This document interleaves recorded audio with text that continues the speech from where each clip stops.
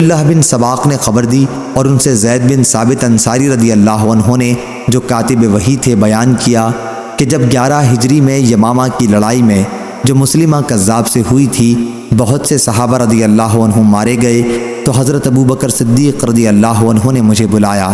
ان کے پاس حضرت عمر رضی اللہ عنہ بھی موجود تھے۔ انہوں نے مجھ سے کہا، عمر رضی اللہ عنہ میرے پاس آئے اور کہا کہ جنگ یمامہ میں بہت زیادہ مسلمان شہید ہو گئے ہیں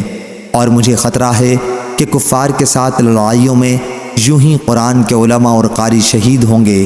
اور اس طرح بہت سا قرآن ضائع ہو جائے گا۔ اب تو ایک ہی صورت ہے کہ آپ قرآن کو ایک جگہ جمع کرا دیں، اور میری رائے تو یہ ہے کہ آپ ضرور قرآن کو جمع کرا دیں۔ حضرت ابوبکر رضی اللہ عنہ نے کہا کہ اس پر میں نے عمر رضی اللہ عنہ سے کہا، ایسا کام میں کس طرح کر سکتا ہوں جو خود رسول اللہ صلی اللہ علیہ وسلم نے نہیں کیا تھا۔ حضرت عمر رضی اللہ عنہ نے کہا، خدا کی قسم یہ تو محض ایک نیک کام ہے۔ اس کے بعد عمر رضی اللہ عنہ مجھ سے اس معاملے پر بات کرتے رہے اور آخر میں اللہ تعالیٰ نے اس خدمت کے لیے میرا بھی سینہ کھول دیا اور میری بھی رائے وہی ہو گئی جو عمر رضی اللہ عنہ کی تھی۔ زید بن ثابت رضی اللہ عنہ نے بیان کیا کہ عمر رضی اللہ عنہ وہیں خاموش بیٹھے ہوئے تھے۔ پھر ابوبکر رضی اللہ عنہ نے کہا، تم جوان اور سمجھدار ہو، ہمیں تم پر کسی قسم کا شبہ نہیں، اور تم حضرت صلی اللہ علیہ وسلم کی وحی لکھا بھی کرتے تھے، اس لیے تم ہی قرآن مجید کو جا بجا سے تلاش کر کے اسے جمع کر دو۔ خدا کی قسم کہ اگر حضرت ابوبکر رضی اللہ عنہ مجھ کو کوئی پہاڑ اٹھا کے لے جانے کے لیے کہتے تو یہ میرے لیے اتنا بھاری نہ تھا جتنا قرآن کی ترتیب کا حکم۔ میں نے عرض کیا، آپ لوگ ایک ایسے کام کے کرنے پر کس طرح آمادہ ہو گئے جسے رسول اللہ صلی اللہ علیہ وسلم نے نہیں کیا تھا؟ تو ابوبکر رضی اللہ عنہ نے کہا کہ خدا کی قسم یہ ایک نیک کام ہے۔ پھر میں ان سے اس مسئلے پر گفتگو کرتا رہا یہاں تک کہ اللہ تعالیٰ نے اس خدمت کے لیے میرا بھی سینہ کھول دیا، جس طرح ابوبکر و عمر رضی اللہ عنہ کا سینہ کھولا تھا۔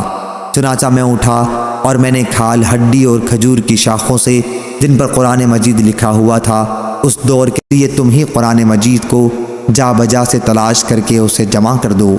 خدا کی قسم کہ اگر حضرت ابوبکر رضی اللہ عنہ مجھ کو کوئی پہاڑ اٹھا کے لے جانے کے لیے کہتے تو یہ میرے لیے اتنا بھاری نہ تھا جتنا قرآن کی ترتیب کا حکم۔ میں نے عرض کیا، آپ لوگ ایک ایسے کام کے کرنے پر کس طرح آمادہ ہو گئے جسے رسول اللہ صلی اللہ علیہ وسلم نے نہیں کیا تھا؟ تو ابوبکر رضی اللہ عنہ نے کہا کہ خدا کی قسم یہ ایک نیک کام ہے۔ پھر میں ان سے اس مسئلے پر گفتگو کرتا رہا یہاں تک کہ اللہ تعالیٰ نے اس خدمت کے لیے میرا بھی سینہ کھول دیا، جس طرح ابوبکر و عمر رضی اللہ عنہ کا سینہ کھولا تھا۔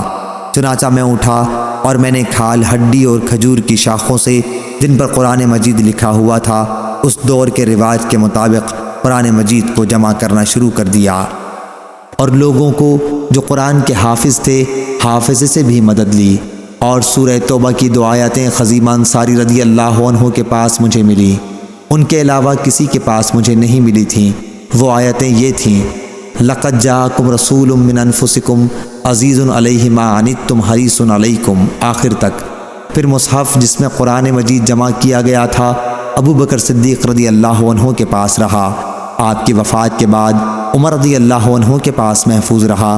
پھر آپ کی وفات کے بعد آپ کی صاحبزادی ام المومنین حفصہ رضی اللہ عنہ کے پاس محفوظ رہا۔